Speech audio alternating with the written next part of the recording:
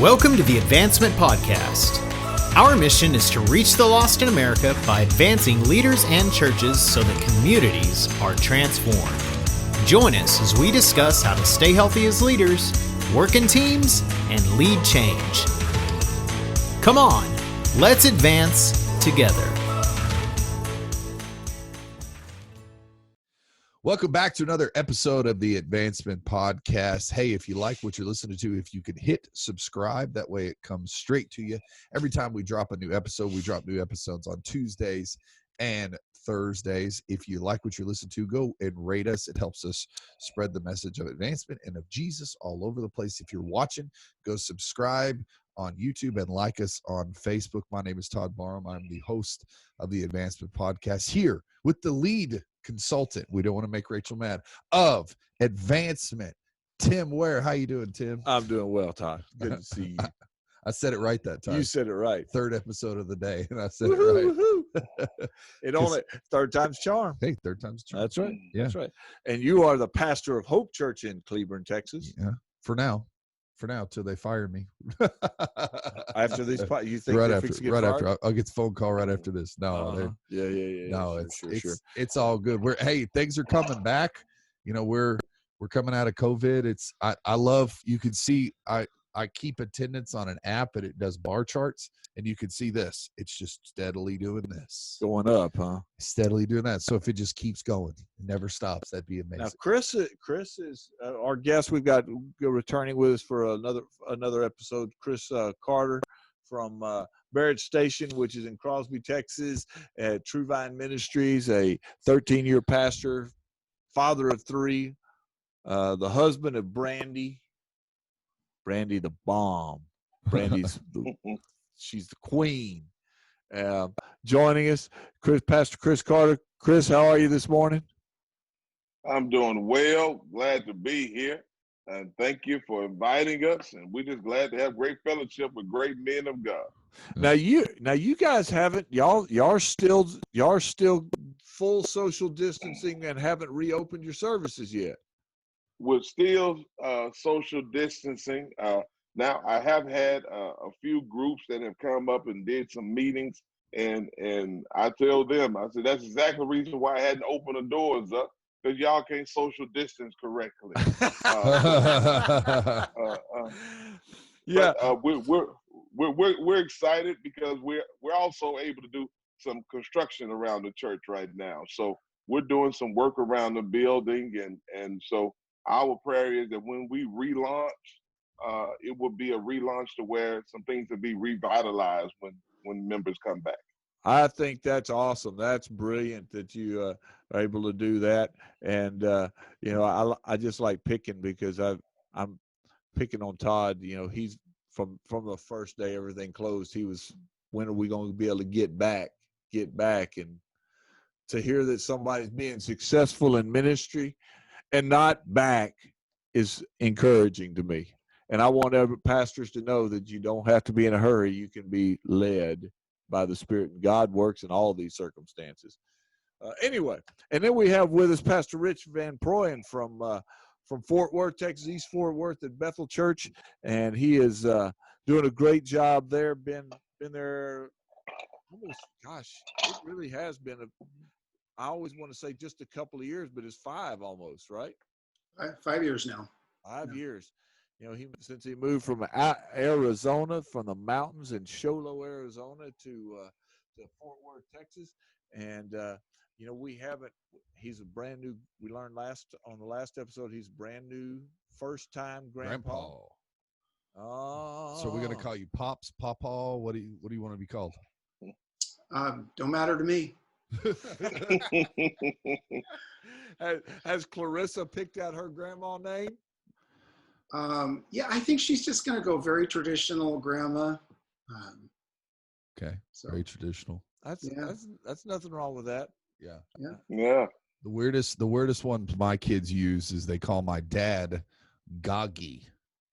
Goggy. I have no idea where that came from. Okay, so Goggy is what we used to call my mother's mom, because that was my older brother was the oldest, and so Goggy is my mother's mother.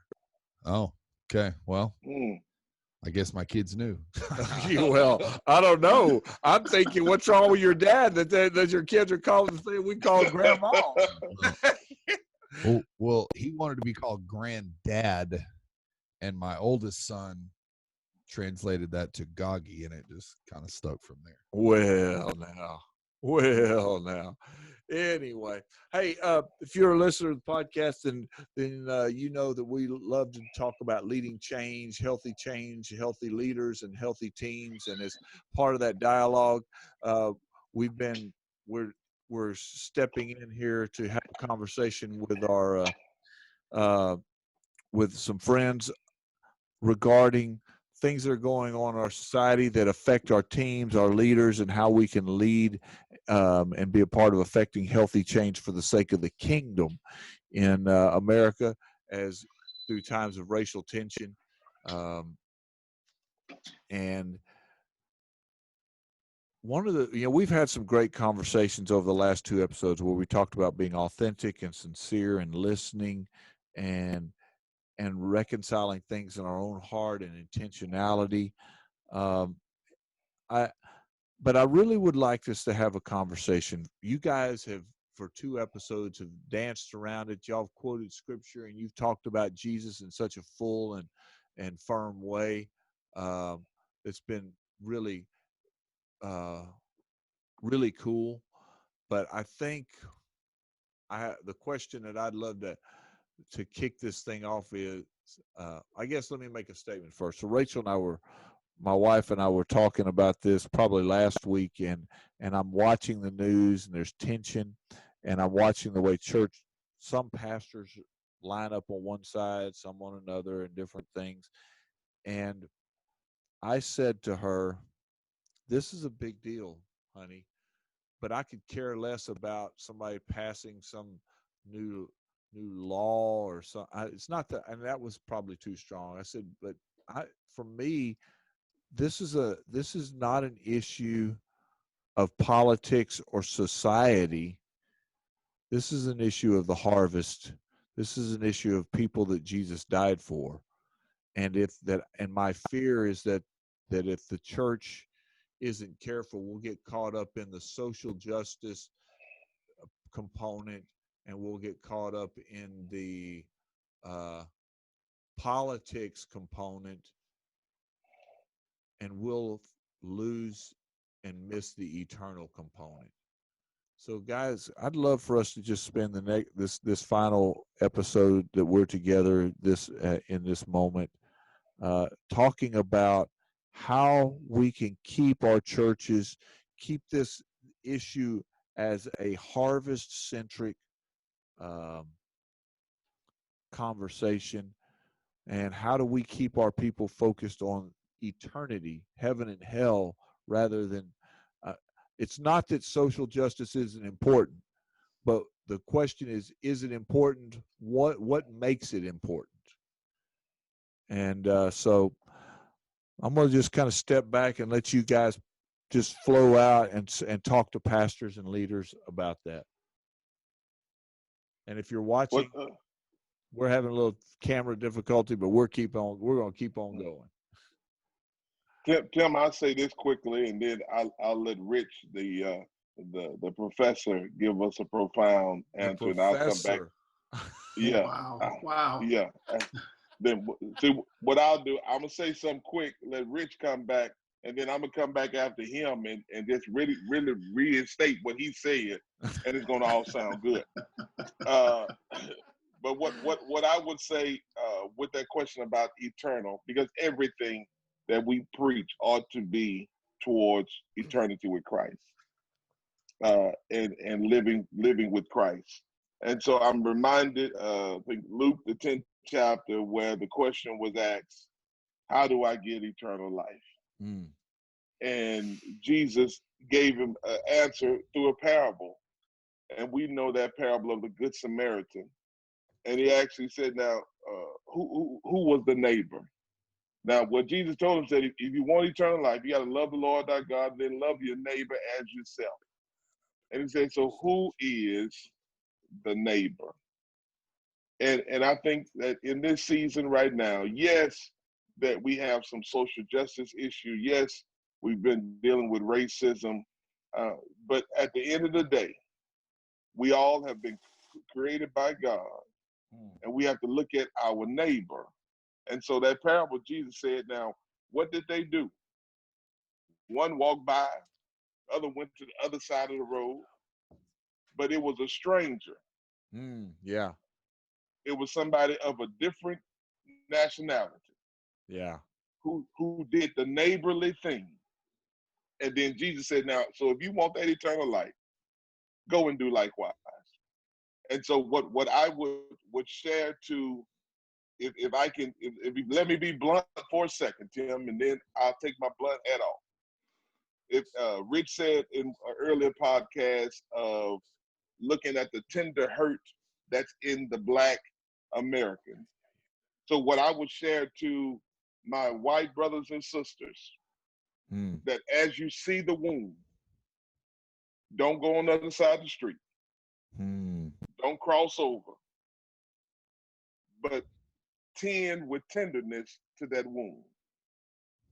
And do what you can, because you have listened, because you're showing care and concern, and do what you can for that individual that's hurting, to help them on that journey.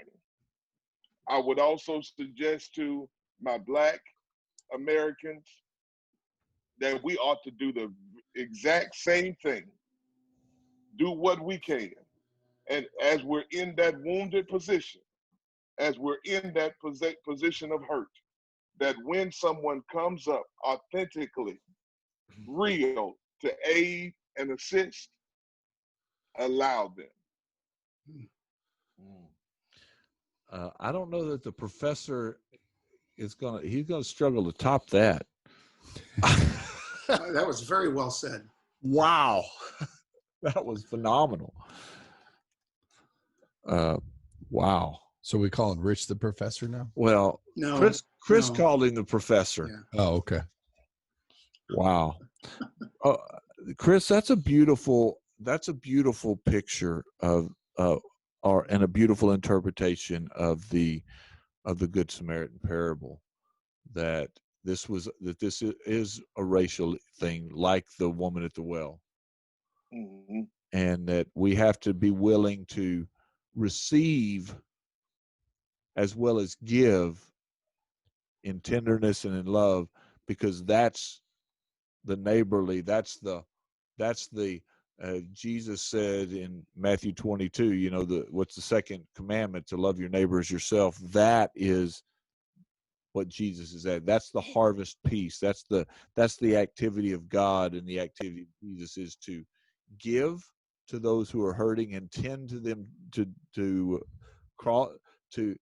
stop and be there tenderly, and if you're wounded, to accept that and not reject it. That's beautiful. All right, do you have something you would add to that, Rich? Well, so Paul said, I laid the foundation with Jesus being the chief cornerstone. Well, the reality is Chris just laid the foundation. So I'll build a little on it because he did such a great job. I mean, he opened up so many doors in what he said. And I think that what the church has missed, and in the scripture, it doesn't call it the Good Samaritan. He's a Samaritan. Oh, that's true. Right. Yeah. He basically is illustrating what every Christian should do, not just the good ones. What every Christian should do. Oh man. And he was less concerned about his own kingdom, because he was willing to spend what he had at the moment and what he would have in the future for another man's well-being. And in America, where we're able to build our own wonderful, awesome kingdom, it's easy for us, and I just love the way you put that, Chris, because Christians today and Christian leaders today, it's a lot easier to walk on the other side of the road and just not allow someone else's problem to disrupt your mission that God has put you on. Yeah. Wow. That was big, Rich, of not allowing someone else's problem. But that's exactly what the word says Jesus did. Whenever he saw something, it was said he had compassion. And if there's anything for the church to do, is to open up our compassionate hearts. So if I see you being mistreated, bit or hurt or wounded, then what I should do is do what I can to aid you instead of disregarding you and walking away. And if you do likewise, and I know many of you know Casson Huddleston, and he and I have been we've been talking, and that's who's preached for me. He's come and preached for me. And he and I have been talking with the last couple of weeks. Has he broke down and played that keyboard for you? Has he got set down? Yes, he has. Oh man, yes, he can tear it up. He can tear it up.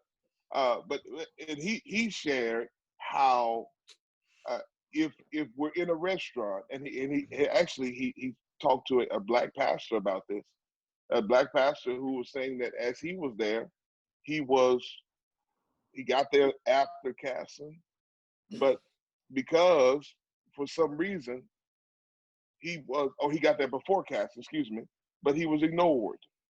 He wasn't waited on.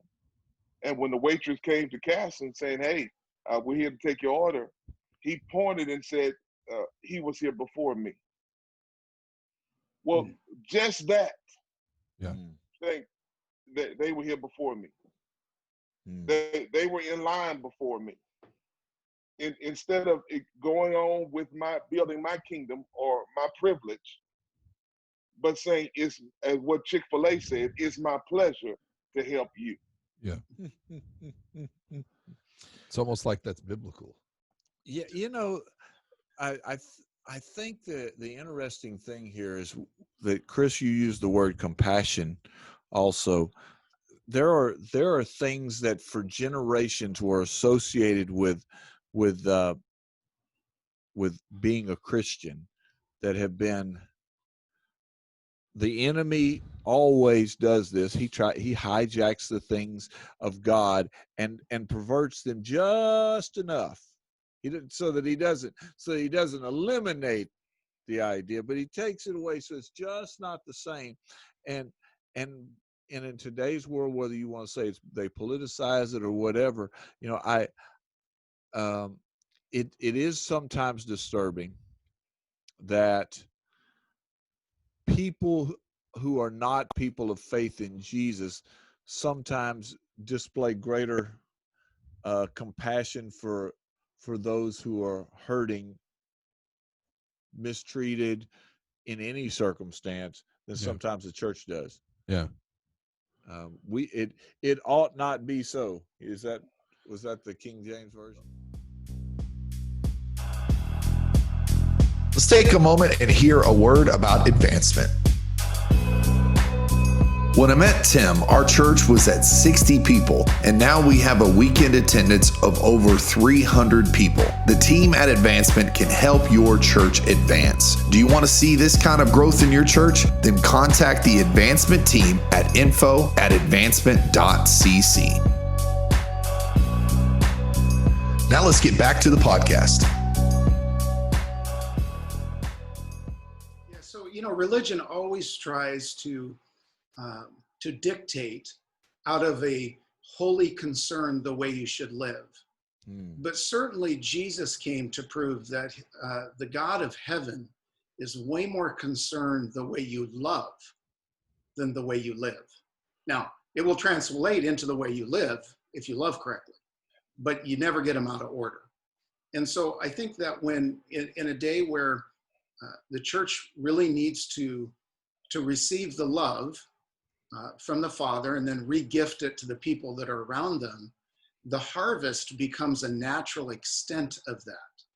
For if we're to believe that God is not slack in his promise, as some count slackness, but he's long-suffering towards us, not willing that any should perish, then ultimately for me, that means that anybody that I encounter, God is concerned about them And because I'm encountering them, my responsibility is to find out what God is wanting to do in them and then align myself with that.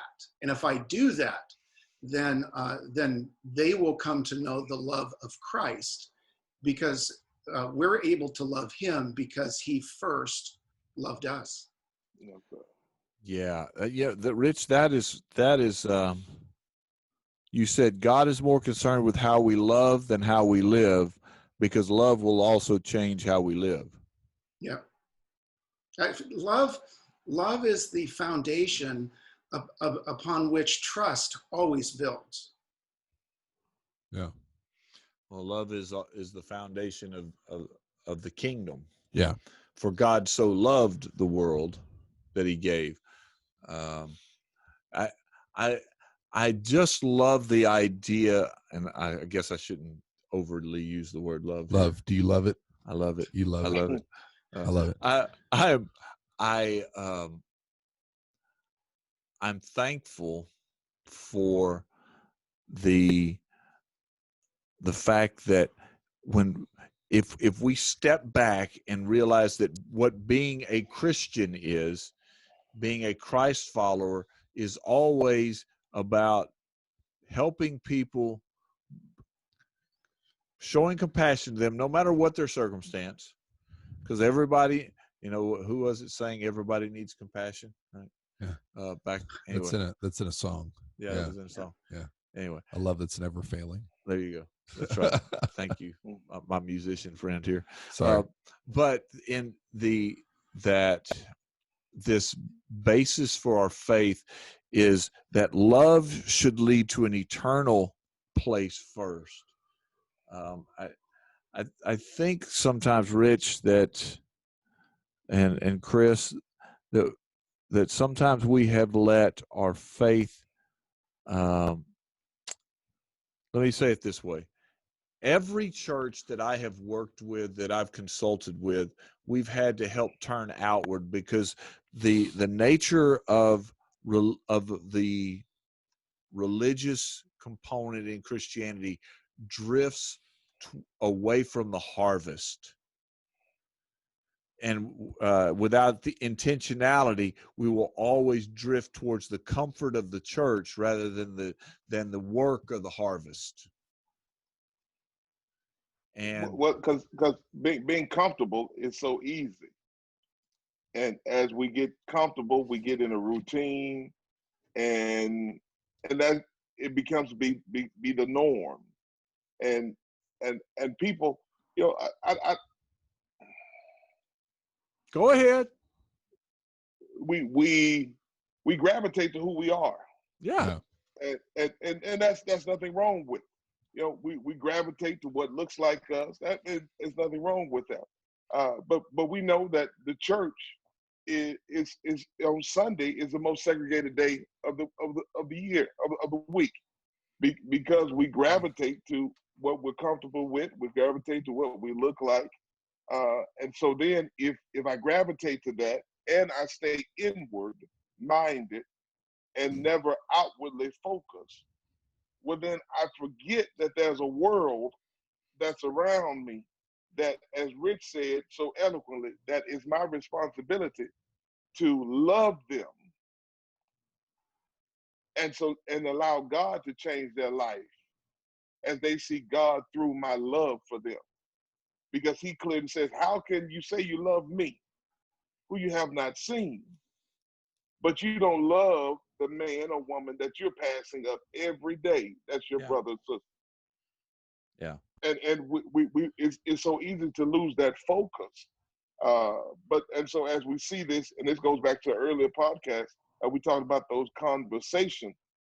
Loving you should not cause me to lose me. That's good. You just said something, Chris, that I think would be that I think is a good conversation for us to have. There are people there are authors and leaders in the American church who would say every church should be multicultural. Yeah. Every church should be multi-ethnic. Right. Every church should have all these components, and That's easy to say. it's easy to say. And I mean, and part of me wonders if it's even. I mean, when I talk to guys, I'm a little bit. I'm not quite so firm on the actual makeup of the congregation, because sometimes I'm not sure it's always practical. Yeah. I mean, if you live in an area that's 95% Hispanic, Yeah. and 4% and 3% Asian and 2% white and 0.5% African American, it's tough to have a multicultural church in that area. Yeah. So What I'm not cut you off, Tim, but let me be transparent again, and that's just me. If you talk to me, Yeah. you talk to me for a while, I'll just open up. But where we are in the first podcast, you asked about our area mhm. and how it's changed. Well, we have a large Hispanic population that have come in our area, and I have a strong desire to relate to them and to offer worship experiences for them. But I have not done anything intentional. Well, And so they're in the area. And now when we do some, as Todd mentioned earlier, when we do some outside things, we'll see them. But I haven't done anything intentional that I say, yo, this is something that we have in place, so that population, that culture can know that they're welcome when they walk in the building. Well, I think the reason I asked the question is because if we're not careful, that becomes a religious judgmental statement. Yeah. I think, if we come back to it, it's a matter of the heart. Is all of the harvest welcome here? Yeah. Are we willing to cross the, to do that? But there's also the practical component that, who has Jesus positioned us? We need to we're welcoming to everybody, but sometimes the people Jesus is asking us to focus on changes that a little bit. Yeah. And striking that balance. Well, I think what we're saying, Tim, is we need to be open to everyone, but it may not just be practical for every church to be multicultural and multi-ethnic because of where we are geographically. Now is that, I guess, and I guess the real thing you just said there, Todd, in today's world with the tensions that people are seeing, especially, and the tensions, is that okay? Yeah. Yeah. Well, I mean, and I think it's going to take time. It will take time in areas that are multicultural, multi-ethnic, for those walls to be broken down, and you see it happening. But to say a statement like every church must be this, it's not possible for every church to be this. But I think what we're trying to say is that you need to be open if the Lord calls you to do that. But like I said, in my area, we are, I think it's 80% white, 10% African American, 5% Hispanic, and 5% other. If that was the breakdown of my church, many people would say it's not multi-ethnic because I don't have enough of other races that are represented. But that's the town I live in. It's not any different. So you always tell me we have to be careful with those broad brushes and how we do that. I think what we're talking about, though, is just a matter of our hearts. Are we willing to accept anybody that walks through our doors and get our church to the point to where they don't see anything other than this person needs Jesus? I think that I'd also add that, Jesus came and his act of the cross was for the whole world. Yeah. But his ministry up to that place was to the house of Israel. And so I think that there's nothing wrong with saying this is what the Lord has sent me to do. And of course, Tim, we've had a relationship long enough that that I came to Bethel feeling like I had been sent for a purpose. Yeah. And so, and it's not, it is, it sure is arrogant of me to project what God sent me to do, to look at some other pastor in any other context, even down the road, the next block over, and say, this is what you're supposed to do. Yeah. Because we're commissioned and sent by the Lord himself. You know, if we go back to Chris's illustration, you know, the Samaritan was walking down this road, was on the road to Jericho, and this wounded man was there. But sometimes, if he was on, he could have very easily been on another road. Somebody's walking a different road. I don't run into the same wounded guy. Yeah. And I have to be okay with that. And I can't pass judgment. Can't pass judgment on the person who didn't walk the same road and didn't see the same wounded person. Yeah. That's really what you're saying there. Well, I don't think for the story of the Samaritan, I don't think that's what Jesus's intent was, because anyone that works for the Lord would stop for that man. And, and the reason he uses the religious example is that religion, you get so focused on what your mission is that you don't give room for the Spirit to place something in front of you. And well, I think maybe let me restate it, that if my road doesn't lead past that wounded person, don't judge me by that one. Judge me by the person that my road led past. Yeah. Right. That our roads lead different directions sometimes.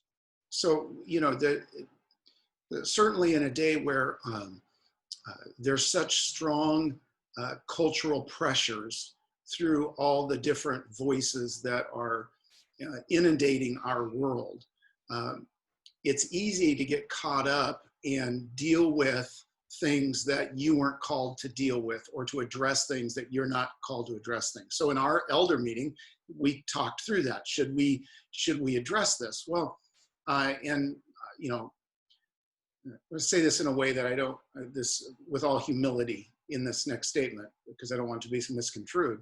We're already doing what we're supposed to be doing. We don't actually have to deal with tension inside the church, because the Lord had already been working there. And so, you know, I don't need to address what's going on in Minneapolis. I need to address what's going on in the homes of the people that we're reaching, and the workplaces there. So I think that it's easy to get caught up in other areas. And so, do the mission that God has sent you to, and be open to the interruptions along the way. Yeah. What would you add? Is there anything you would add to that, Chris? Well, as the last statement that Rich said, is do what he has sent you, and be aware, cognizant of the interruptions. And it's a spirit thing. And we know we walk with flesh and physical and spiritual. And Rich said, he knew that he was called to where he is for a purpose.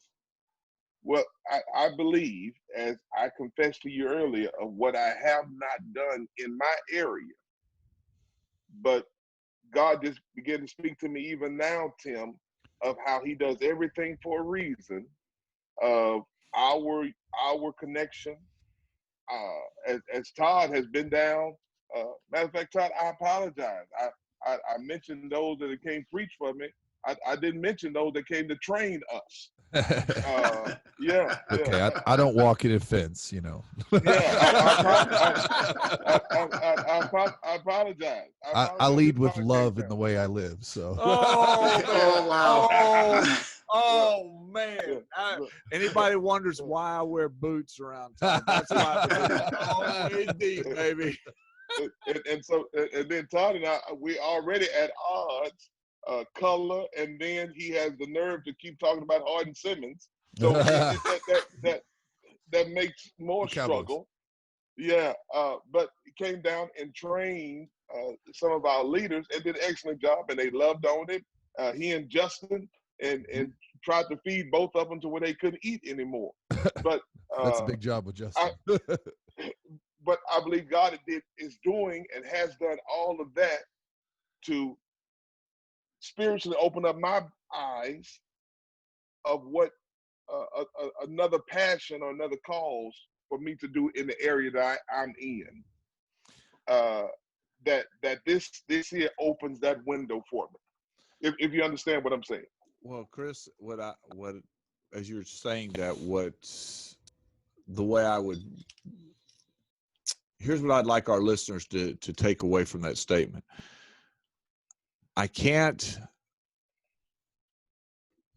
anchor myself just in what the Lord asked me to do yesterday, because there may be a holy interruption. There may be something new. I have to be willing to adjust the path, adjust those things as on my journey as a leader, on our journey as a church. You know, that's that piece of what we talk about is healthy change here at Advancement, is that God is not in the business of leaving any of us the way he found us. And he's not in the business of leaving our congregations the way that they were, because as the world changes, as the harvest changes, he's going to lead us to adjust in a way that's going to create the best opportunities for the most people to get to heaven. Yeah. And Tim, in some of your words, not for the purpose of building the church, but for the purpose of building the kingdom. That's right. Yeah. That's right. Yeah. That's about the kingdom. Man, I love these guys. You know, I do, because you just love them because they don't like the Cowboys. No, I love them for a lot of reasons, but you know, so often, if people that are regular listeners to the podcast know that I love to, I'll use the word, I harp on the harvest, and to have guys that are just so willing and their heart is for reaching the people. And do you hear that passion? That's just exciting. So what's your takeaway, Todd? You know, I kind of jested with Chris about this, but I'm going to use my biggest takeaway is God is more concerned with the way that we love than the way that we live. I think everything would be fixed. And it's almost like it's in the Bible that love conquers all, and love can fix all. And if we will just learn to love one another, all of our problems will be solved. You know, I think I might have to turn that into a tweet or something where we're saying that was pretty profound. Thank All you. right. Hey, guys, thank you so much for being with us. We appreciate you guys so much. And Chris, Rich, we'll see you next time. And if y'all do start to get together and find a way to go to a baseball game, don't leave a brother out, you know. Yeah, I'll go and root for the other team. We don't want you to come. We don't want you to come. Love you guys too. Love conquers all, right? That's right. We'll see you next time. All right, we'll see you guys next time. Thanks, guys. All right. On the Advancement Podcast. All right. If you would like to keep this content coming, all Tim and Todd ask is $1 per show. See how to give, maybe even sponsor an episode or series on the website advancement.cc. Until next week, continue to advance the mission of Jesus.